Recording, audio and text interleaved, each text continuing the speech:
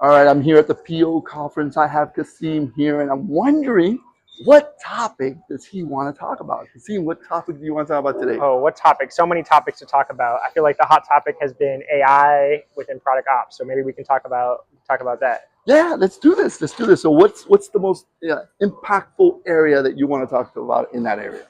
I think the most impactful area has been changing what product ops can do in an organization. So I Okay. think I've always been rate limited previously on like what are the problems this team can solve because of technical know-how. I love it. And like today, right, like I work with Cursor to write like Python scripts to do orchestration for workflows that I want to like enable across the org. Okay. And even though I still can't write code, it's like interesting you pick up and like learn how to read it and understand how it behaves and performs. And you can just iterate really quickly. So it's opened up the landscape of what problems we're willing to tackle within my organization. So, guys, think about what he just said right now, right? The fear of technology. We faced it right in our life. Like, hey, how does it work? And now it's finally open to the opportunity for us to kind of expand in there. So let me ask you a question. When you took that first dive, I want to go back to the audience so they can feel it. Yeah. When you did that first step forward, how many times did you fail? How did you Oh my God. overcome that failure part of it? Well, I think the first time we know that it's hard to believe how far we've come. I think ChatGPT came out 3 years ago, 4 years ago, Yeah. and I was trying to write a Python script to be able to automation in like Airtable, and it kept failing, and I kept going back to ChatGPT, like, why is it not working? But then I started to like, and like the models weren't as good, so you had to do a little bit more interaction. Right.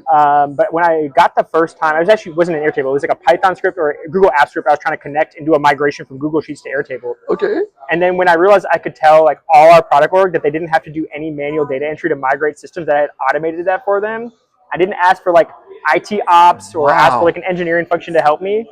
We're just able to do it. And then from there, like the number of use cases and complexity, not just like mapping data from one system to another. So like, So I'm gonna pause it. So are you telling me, are you telling me that you took the initiative in a company and kind of took that broad step to say, look what I did, look what I achieved, and then they accepted it? Or in how did that that case, it's how more did like that I'm a solo operator at times, so I just go okay. solve the problem. So if I say I'm going to solve a problem, I'll knock down any wall to go solve the problem. So that's how I think about That's it. the mindset we're looking for, guys. Did you hear what he just said, guys? Too many people are waiting for permission, waiting to kind of move forward. This is the kind of leadership you need to have to really be successful where we're heading for. Now, there's some risk involved, and he looks like he's very excited about kind of looking through that and learning from that growth. So I think again, it's an amazing opportunity. Thank you for sharing that with Yeah, our it's great community. chatting. Excited. Where can they reach you if they want to reach you? If you want to reach me, connect with me on LinkedIn. My name is Kassim Alani, or you can find me on Instagram. Same thing. All right. Awesome. Great job. All right, good to meet you.